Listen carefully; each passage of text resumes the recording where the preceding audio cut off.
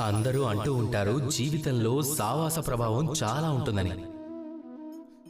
ఒక పళ్ళబుట్టలో ఒక పాడైపోయిన పండు ఉంచితే గనక అప్పుడు మెల్లమెల్లగా పళ్ళన్నీ పాడైపోతాయి.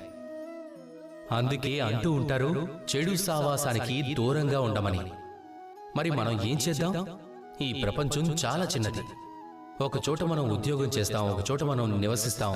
ఆ మార్గంలో మనం వస్తున్నప్పుడు వెళ్తున్నప్పుడు అక్కడ మనం తిరుగుతూ ఉన్నప్పుడు అక్కడ ఎంతో మంది ఇలాంటి వాళ్ళు ఉంటారు. వారిని చూడగానే ఏమనిపిస్తుంది అంటే నాకు వారి సావాసం నచ్చడం లేదు అని. అప్పుడు మనం ఏం చేస్తాం? వాళ్ళను పరిత్యజించాలా? ఈ ప్రపంచంలో అలాంటి వాళ్ళే చాలా మంది ఉన్నారు అంటే అప్పుడు ఏం చేస్తాం? ఈ ప్రపంచాన్ని వదిలేస్తావా? లేదు.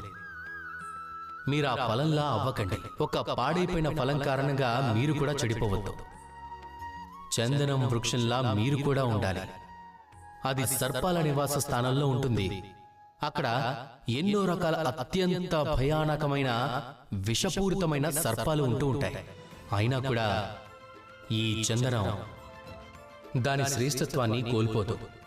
దాని విలువ అలాగే ఉంటుంది. గుర్తుపెట్టుకోండి, ఈ ప్రపంచంలో సావాసాన్ని మార్చుకోవాలనుకునే ముందు మిమ్మల్ని మీరు మార్చుకోండి. మిమ్మల్ని మీరు ఎంత క్రమశిక్షణగా ఉంచుకోవాలి అంటే ఎవరైనా వచ్చి మిమ్మల్ని భ్రమింప చేయటం, చెడగొట్టడం లాంటివి చేయకూడదు.